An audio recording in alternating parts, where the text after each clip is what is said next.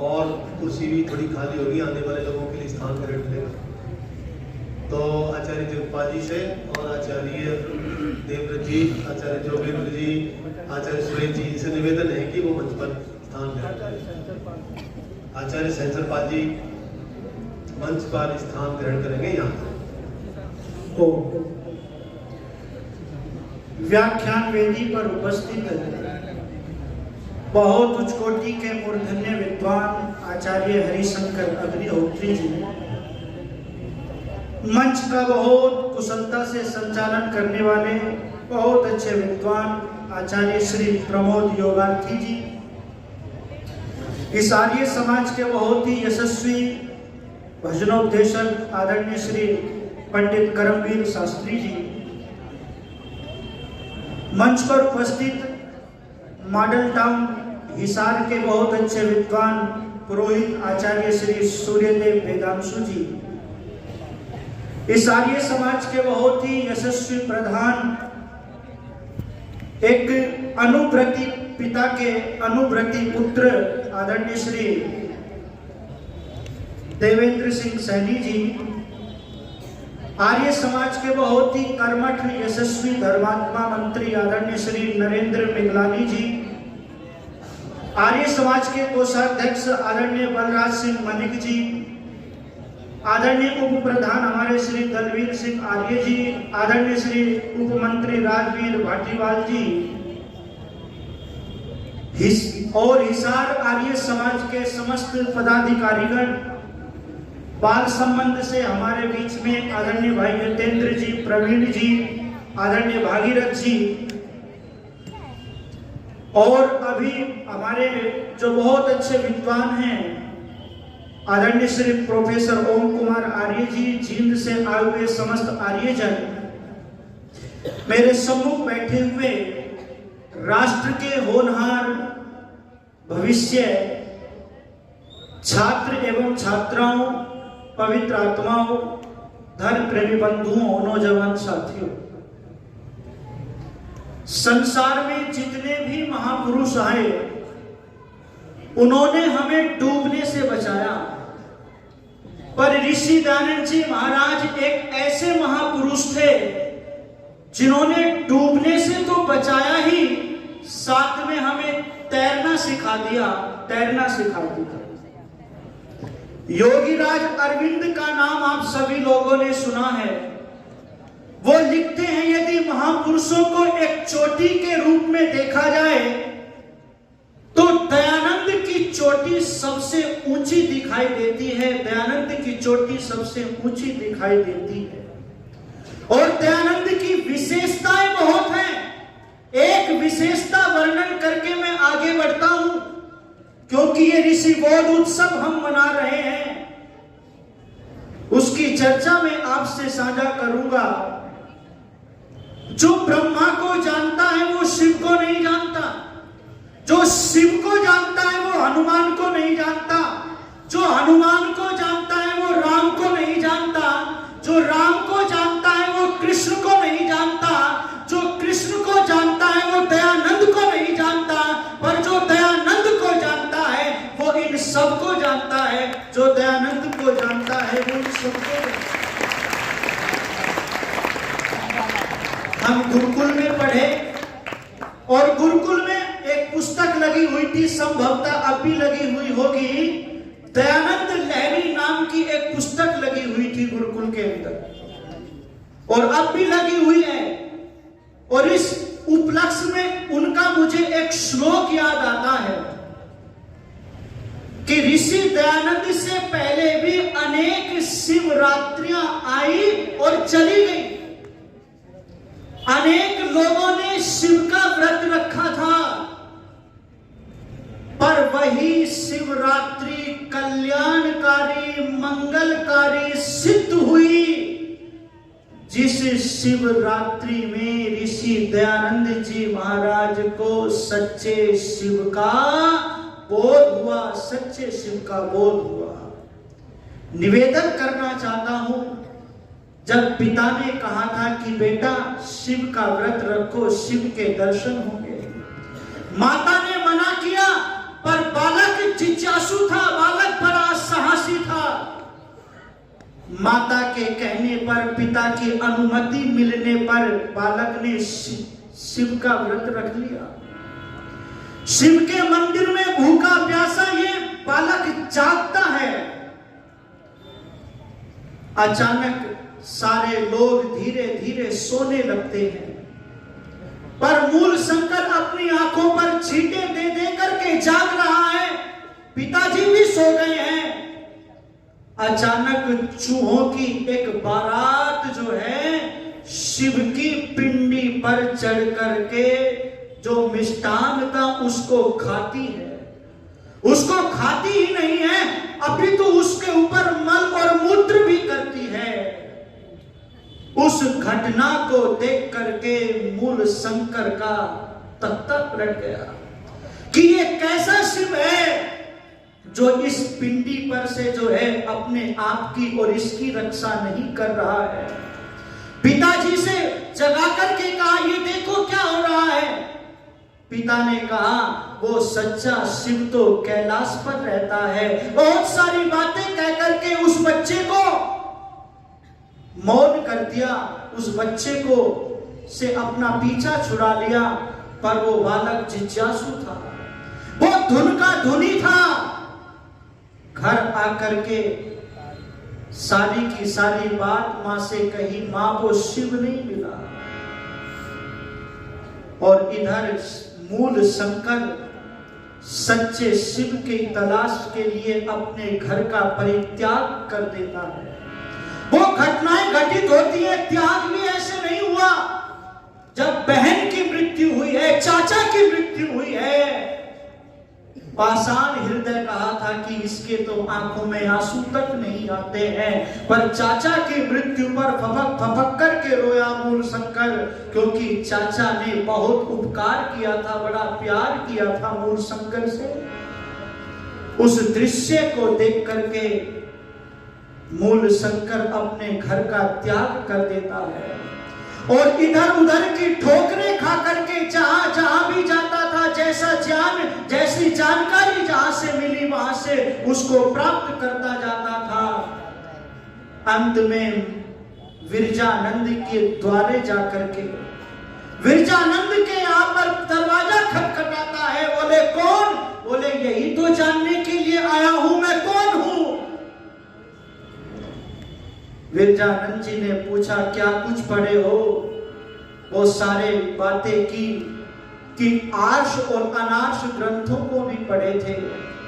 तो ये कहा, अब तक तुम जिन ग्रंथों को पढ़े हो उन सबको जो है नदी में बहाओ और तब मेरे पास में विद्या को प्राप्त करना, मेरे पास में ज्ञान को प्राप्त करना।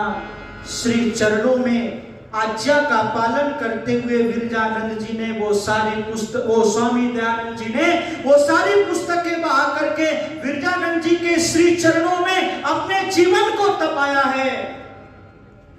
जिस शिक्षा को प्राप्त करने के लिए 10-12 वर्ष लग जाते हैं, लगभग 3.5 वर्षों में उस शिक्षा को, उस व्याकरण के ज्ञान को प्राप्त कर लिया और मुट्ठी भर लौंग लेकर के श्री चरणों में उपस्थित हो गए। ये कहा, गुरुवर रोम रोम ऋणी है आपका, ये मुट्ठी भर लौंग लेकर के मैं आपसे विदा लेना चाहता हूं। गुरु की आंखों में आंसू आ गए। आज वो शिष्य विदा लेना चाहता है जिससे हृदय का कोई भेद छिपा ना रहा हो। जब दयानंद की जीवन गाथा को पढ़ेंगे तो जब गुरु और शिष्य में संवाद होता था, प्रश्न और उत्तर की झड़ियां लग जाती थी, ऐसा लगता था जैसे आचार्य द्रोण और अर्जुन का संग्राम उपस्थित हो गया है। बहुत सारे शिष्य पढ़ते थे और पढ़ करके वो चले भी गए थे, पर दयानंद ही विरजानंद के प्रियतम शिष्य बने। क्यों? क्योंकि उनकी जो विद्या थी वो दयानंद के अंदर फलीभूत हो गई थी, फलीभूत हो गई थी। धर्म प्रेमी बंधुओं, गुरु की आंखों में आंसू आ गए और दयानंद से कहा, ओ दयानंद, इन मुट्ठी भर लौंग से मेरा काम नहीं चलेगा। ये मुट्ठी भर लौंग लेने के लिए मैं मैंने तुम्हें विद्या नहीं दी थी, मुझे ये मुट्ठी भर लौंग नहीं चाहिए, मुझे कुछ और चाहिए तुमसे। तो दयानंद जी ने प्रतिज्ञा की, गुरुदेव तन मन धन श्री चरणों में उपस्थित करता हूं, बोलो क्या आज्ञा है। तो ऋषि दयानंद जी महाराज को आदेश दिया कि आज लोग आर्ष पद्धति को भूल गए हैं। आज देश के अंदर अनेक कुरीतियां पाखंड चले हुए हैं। देश के अंदर विधवाएं का क्रंदन आकाश को छू रहा है। देश के अंदर दलितों का अपमान हो रहा है।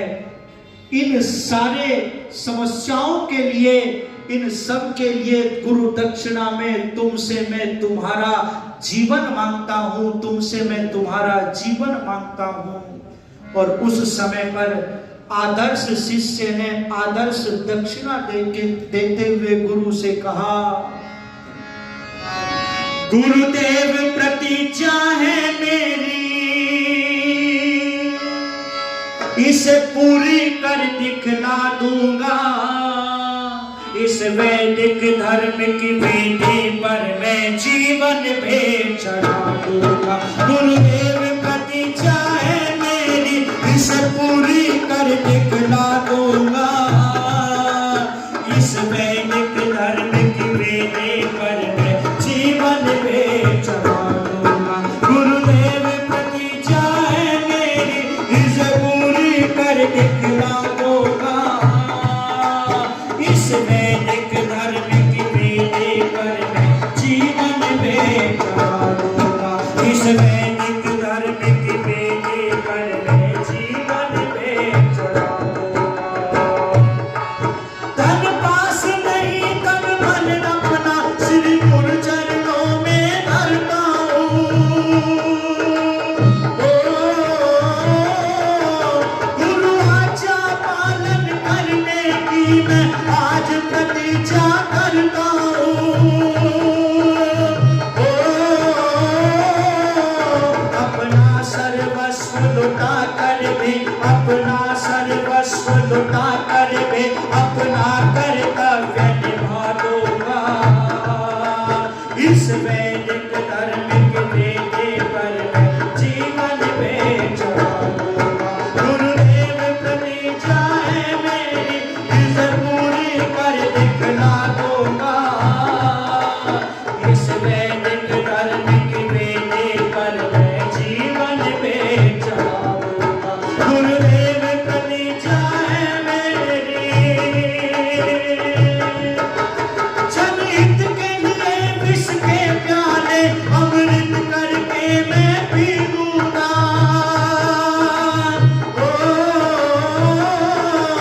उप तक न करूंगा सोलों पर, हंसते हंसते मैं जी लूंगा।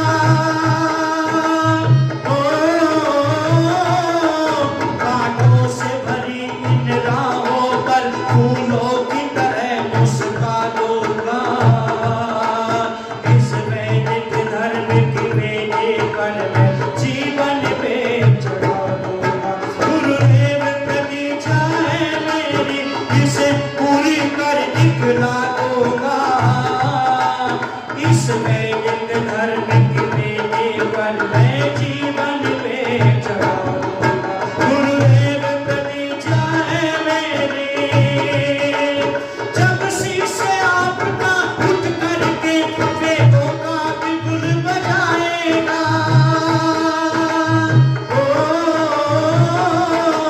एक बार जमाना ऋषियों का फिर पथिक लौट कर आएगा।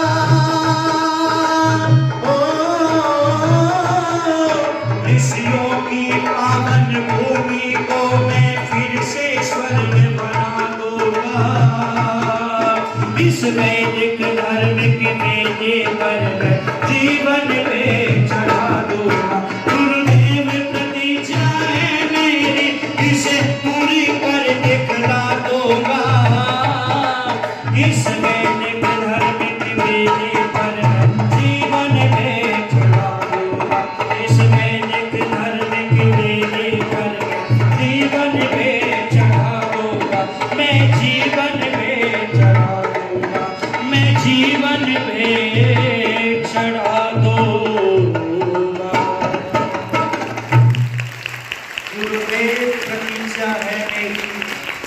इसे पूरी कर दिखला दूंगा। इस वैदिक धर्म की वेदी पर मैं जीवन भेंट चढ़ा दूंगा। जब कार्य क्षेत्र में उतरे हैं, जब वेद का प्रचार करने के लिए उतरे हैं, हरिद्वार में जाकर के जब पाखंड खंडनी पताका गड़ाई है, लहराई है, उनके वचनों को सुन करके अनेक लोग उनके अनुयायी बन गए थे। एक व्यक्ति अपने मित्र से जाकर के कहता है, आज तो हरिद्वार के अंदर ऐसा लगता है जैसे किसी ने गंगा उलट दी है, गंगा उलट दी है। वो गंगा कौन सी थी जिसकी चर्चा आदरणीय प्रोफेसर डॉक्टर ओम प्रकाश कुमार जी कर रहे थे कि ज्ञान की गंगा ऐसे प्रवाहित की थी कि लोग उस ज्ञान की गंगा में डुबकी लगा करके अपने आप को गदगद कर रहे थे, गदगद कर रहे थे। ऋषि दयानंद जी महाराज की कीर्ति चहु और ही चहु दिशा में फैल चुकी थी।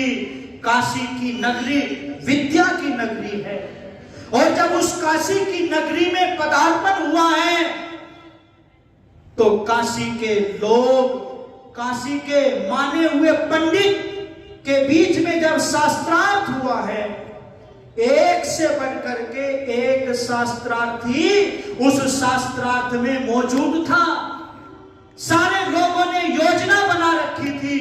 कहां तक योजना बना रखी थी कि यदि दयानंद के मुख से एक शब्द भी अशुद्ध उच्चारण हो गया, ब्रह्मचारियों से कहा था कि ब्रह्मचारियों तुम केवल इस बात का ध्यान रखना कि इसके शब्द उच्चारण में यदि कोई अशुद्धि, कोई दोष पाया गया तो हमको बतला देना। बहुत बड़े बड़े शास्त्रार्थी उस सभा में मौजूद हैं। उस काशी की नगरी में विशुद्धानंद से प्रश्न किया, क्या तुम धर्म को जानते हो? बोले हाँ, धर्म को जानता हूं, बतलाओ धर्म के लक्षण कितने होते हैं? विशुद्धानंद के पास में धर्म के 10 लक्षण बताने तक का साहस नहीं था, जान नहीं था। बाल शास्त्री बोल उठा कि धर्म की चर्चा हमसे करिएगा, हम धर्म को जानते हैं, हमसे पूछो धर्म किसको कहते हैं, हम बताएंगे धर्म किसको कहते हैं। तो महर्षि दयानंद जी महाराज ने कहा, तुम धर्म के 10 लक्षण नहीं, तुम अधर्म के 10 लक्षण बताओ। बाल शास्त्री भी मौन हो गया था, अधर्म के 10 लक्षण नहीं बता पाए थे। ये स्थिति थी काशी के पंडितों की। छठी का दूध याद दिलाने आ गया था। बहुत सुंदर पंक्तियां पथिक जी ने लिखी थी।